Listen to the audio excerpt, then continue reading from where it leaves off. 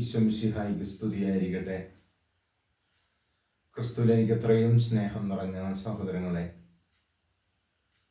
പ്രത്യാശയുടെ ദൈവം തൻ്റെ അടുക്കിലേക്ക് വരുന്ന തൻ്റെ പ്രിയ മക്കളുടെ ക്ഷീണാവസ്ഥയെ കണ്ടുകൊണ്ട് അവരുടെ ശാരീരികമായ രോഗാവസ്ഥകളിൽ നിന്ന്, മാനസികമായ സമ്മർദ്ദങ്ങളിൽ നിന്ന്, അവരുടെ എല്ലാ അംഗവൈകല്യങ്ങളിൽ നിന്നും അവരെ സുഖപ്പെടുത്തി അനുഗ്രഹിച്ച് വഴിയിൽ തളർന്നു പോകാതിരിക്കുവാൻ ജീവന്റെ അപ്പമായ അവിടുന്ന് അവരുടെ കൈവശങ്ങളിലുള്ള ആ 7 അപ്പത്തെയും ഏതാനും കൊച്ചു മത്സ്യങ്ങളെയും എടുത്ത് വർദ്ധിപ്പിച്ച് തന്നെ അവർക്ക് വിളമ്പിക്കൊടുക്കുന്ന ഒരു സന്ദേശമാണ്, കാഴ്ചയാണ് മത്തായിയുടെ വിശുദ്ധ സുവിശേഷം 15-ാം അധ്യായം 29 മുതലുള്ള വചനങ്ങളിലൂടെ നമുക്ക് ശ്രവിക്കുവാൻ സാധിക്കുന്നത്.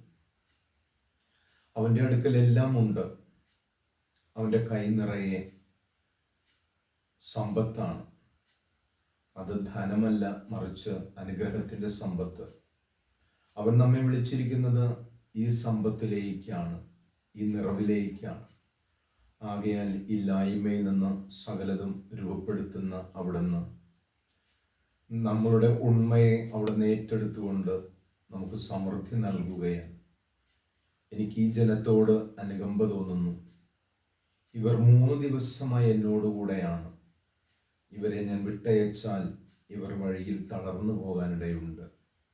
ഇത് ദൈവത്തിൻ്റെ സ്വരമാണ്. തൻ്റെ പ്രിയ മക്കളുടെ നേർക്ക് അനുകമ്പ ഉതിർത്തുകൊണ്ട് അവരെ ക്ഷീണിച്ച് അവശരായി വിടുവാൻ തയ്യാറാകാതെ അവർക്ക് ഭക്ഷണം കൊടുക്കുവാൻ തൻ്റെ ശിഷ്യന്മാരോട് കൽപ്പിക്കുന്ന ദൈവം. അതെ, നമ്മളും ശിഷ്യരാണ്. നമ്മുടെ കയ്യിലുള്ളവയെല്ലാം മറ്റുള്ളവർക്കായി വിഭജിച്ച് നൽകിക്കൊണ്ട് ആ സമൃദ്ധിയുടെ ആഴവും അർത്ഥവും അനന്തതയും അത് നമ്മിലൂടെ പ്രസരിപ്പിക്കുവാൻ വേണ്ടി അവിടെ നമ്മെ ക്ഷണിക്കുന്നു. പ്രത്യാശയായ ദൈവം ഈ പുതുരാവിലേക്ക് നമ്മളെ ഓരോരുത്തരെയും ക്ഷണിച്ചതിനെ ഓർത്ത് നന്ദി പറഞ്ഞുകൊണ്ട് വിശ്വസ്തതയാർന്ന ജീവിതം നമുക്ക് തുടരാം. ദൈവം നിങ്ങളെ അനുഗ്രഹിക്കട്ടെ. ആമേൻ.